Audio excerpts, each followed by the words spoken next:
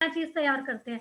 तो I think ये festivals हम लोगों को, अब देखिए हम लोग आज दूर बैठे हैं कोविड की वजह से, बट हम लोग आज देखिए सबको एक तो ये भी पता चला कि क्या एस्पेक्ट्स थे, और एक दूसरे को पता चला कि हम क्यों सेलिब्रेट करते हैं। तो ये भी चीज़ मुझे अच्छी लगती है कि हाँ, जब हम इकट्ठे होते हैं तो बहुत मज़ा आता है। सब अपनी अपनी डिफरेंट डिफरेंट तैयारी भी करते हैं, तैयार होके भी आते हैं। तो ये चीज़ अच्छी है कि सोशली हर एक बंदा अपना मिलता है और सेलिब्रेट करता है। जी, तो मैं अब चाहती हूँ कि हमारे प्रोग्राम का वक़्त ख़त्म हुआ चाहता है, तो इस मौके पे सभी लोहरी के इस पुरमसरत मौके पे अपने-अपने मैसेजेस से हमारे नाज़रीन को नवाज़ें कि आप क्या चाहते हैं कि आज के इस फेस्टिव मौके पे आप हमारे नाज़रीन के लिए क्या दुआ माँगते हैं या क्या ख़्वाहिशें करते हैं?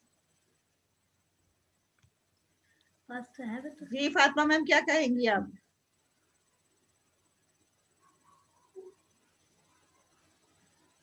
Fatima ma'am, yes sir. Yes ma'am, क्या कहना चाहेंगी आप? मैं मुबारकबादी दूंगी, हुँ। सबों को मैं मुबारकबादी पेश करती हूँ इस मौके से। और जैसा कि पूजा मैम ने बताया कि ये जो खुशियां का मौका होता है और यहाँ पर जो सारे गिले शिकवे जो है दूर हो जाते हैं, तो बस इसी तरह से जो त्योहार आते रहें और अपने लोग जो है गिला शिकवा वगैरह दूर करते रहें।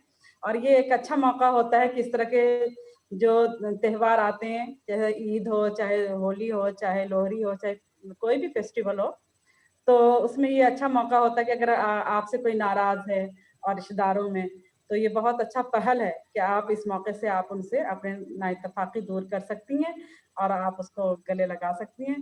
तो मुझे ये सुन के बहुत अच्छा लगा कि ये त्योहार भी इसी तरह से है। पहले मुझे इतना मालूम नहीं था कि लोहरी में भी इस तरह का होता है कुछ कि लोगों को बुलाया जाता है और अपने गिले शिकवे जो है दूर किए जाते हैं, और इसमें जो है पुरानी बातें लोग भूल जाते हैं। और जैसा कि पूजा मैम ने कहा कि गले मिलते हैं और कहते हैं आ जाओ लोहरी का मौका है, छोड़ो क्या करना है, जो हुआ सो हुआ। तो ये सुन के बहुत अच्छा मुझे महसूस हुआ कि चलो ये भी एक ऐसा त्योहार है। अभी तक तो मैं यही सोचती थी कि बस लोहरी खुशी का मौका है और वो फसल कटती है और उस पे जो लोग नाचते हैं गाते हैं, बस इसी तरह से। तो मुझे सुन के काफी अच्छा लगा और मैं अपनी मुबारकबाद दूंगी एक दफा फिर सबों को कि सबको बहुत ज्यादा मुबारक हो, हैप्पी लोहरी। जी, बहुत-बहुत शुक्रिया फ़ातिमा मैम आपका। और अब मैं बढ़ती हूँ गुरप्रीत कौर मैम की तरफ। यस गुरप्रीत साहिबा, आपका क्या पैगाम रहेगा इस मौके पे? तो यही है कि जैसे पूजा मैम ने कहा कि सोशलिज्म होता है कि जैसे अब मान लीजिए मेरी बुआ नाराज हो गई, अब हमारे यहाँ लोहड़ी मनाई गई, हमने पार्टी की, बुआ को बुलाया, फूफड़ जी भी आए, मतलब सब लोग आए, और फिर हमारे यहाँ बोलियां गाई जाती हैं। मतलब बोलियां गा गा के हम लोग कहते हैं फोक कि सॉन्ग, फोक सॉन्ग, हाँ फोक हाँ जी, सॉन्ग, फ़ोक सॉन्ग, फोक फ़ोक सॉन्ग। सॉन्ग। मतलब ऐसे बोलियां गाई जाती हैं। सबके ऊपर होता है कि भंगड़ा ता नचदा जद नच्चे मुंडे दी फूआ। अब अच्छा। पर्टिकुलर एक एक पर्सन को हम ऐसे करके बुलाते हैं और फिर उसको कहते हैं अब नाचो नाचो। तो दैट वाज मतलब वो एक इमोशन हो जाता है कि अब बुआ नाचेगी, अब उसकी मुंडे की दादी नाचेगी। तो मतलब इससे होता है कि सोशलिज्म और बढ़ता है, फिर जी, बड़ा जी। मजा आता है इस डांस करने में। बहुत अच्छा, बहुत अच्छा। मैं समझ गई कि मतलब वो सॉन्ग में ही जो है ना हर एक का नाम ले करके उनको बुलाते हैं कि अब आप आए, अब आपकी बारी है, अब आप नाचें, अब आप प्रेज़ेंट करें। बहुत ही अच्छी बात है। और यस निशी, अब आप ये बताएँ कि आपका क्या पैगाम है इस मौके पे? मैम मैं सबसे यही कहना चाहूंगी कि yes Lohri is a beautiful festival, और आप लोग जिस वे में इसको सेलिब्रेट करते हैं दैट इज आल्सो ब्यूटीफुल। और इसमें जो सबसे अच्छा बात यही कि सब अपना पुराना बात भूल के they start their new journey of life, and that is most important thing. So हमें जो पुरानी बातें भूल जानी चाहिए और आगे बढ़ना चाहिए with smiling. Keep smiling and be happy. Very good. Yes. And you have given the message with full action. With And you selection, have yes. shown your beautiful smile to the world that yes, keep smiling because the world is very beautiful. So yes ma'am. now I think program खत्म हुआ चाहता है। इस मौके पे मैं आप सबको जी एहतशाम साहब, क्या आपका भी कोई पैगाम है? हाँ, मुझे ये कहना है कि जो एक तरह की जिंदगी जीते जीते आदमी ऊब जाते हैं जी, और फिर उस फेस्टिवल जो आते हैं तो एक नया रंग भर देते हैं।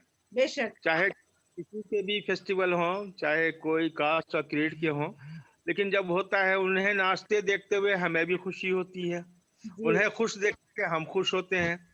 इस तरह से अगर फेस्टिवल नहीं होता तो एक सादी सी जिंदगी, इस तरह की जिंदगी से उबन हो जाती लाइफ में। जी इसलिए बहुत अच्छा है। और इस कोविड के टाइम में ये है कि कम से कम हम लोग जो है सोशल डिस्टेंस बनाते हुए और इस तरह से जो है ऑनलाइन ही कुछ ज्यादा करें तो बेहतर है।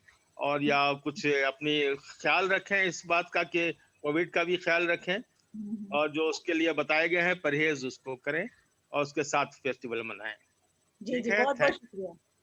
बहुत बहुत शुक्रिया, आपने बहुत ही कीमती बात बताई है कि इस मौके पे जबकि हर तरफ कोविड का चर्चा हो रहा है और उसमें हमें सोशल डिस्टेंसिंग का ख्याल रखते हुए और तमाम एहतियात को मद्देनजर रखते हुए फेस्टिवल मनाना चाहिए। और मेरा खास तौर से इस मौके पे ये पैगाम होगा कि हमारे किसान भाई बहन जो लाखों की तादाद में इस कड़ी सर्दी में जो मुशक्कत उठा रहे हैं, मैं तो यही कहूंगी कि इस लोरी के मौके पे हमारी सरकार उनकी तरफ ध्यान दे, हमारी सरकार उनकी जरूरतों की तरफ ध्यान दे। और क्योंकि अगर वो हैं तो हम हैं, उनकी जिंदगी है तो हमारी जिंदगी है, उसकी मेहनत के बलबूते पे ही हम सब जिंदा है। अगर वो नहीं हमारे लिए अनाज उगाएंगे तो जाहिर सी बात है कि फिर हम भूखे मर जाएंगे। और ये हिंदुस्तान की जो इतनी पॉपुलेशन है, 1.3 बिलियन लोग हैं, वो सब कहाँ से खाना खाएंगे और कैसे उनकी जिंदगी आगे बढ़ेगी।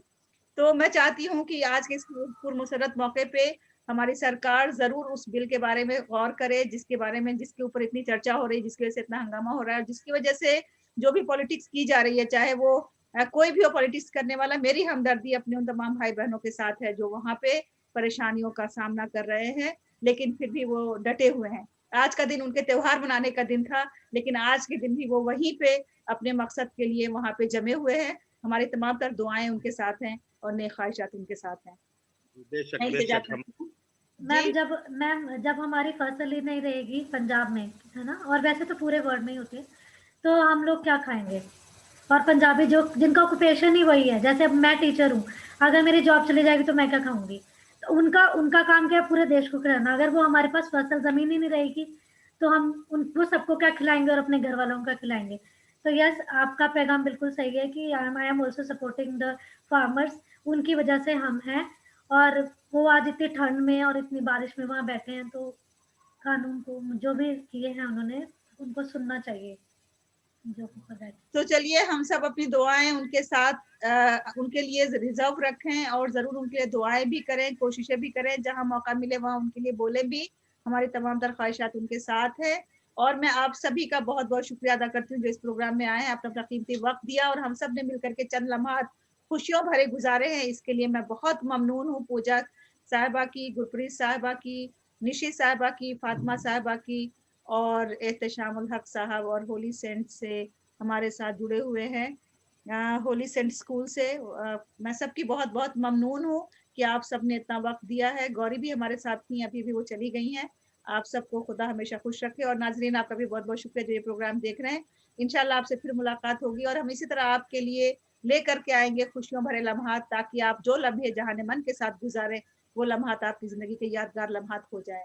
तो आप सब रखें अपना ढेर सारा ख्याल। इंशाल्लाह फिर मुलाकात होगी, तब तक के लिए अल्लाह हाफिज एंड बाय बाय।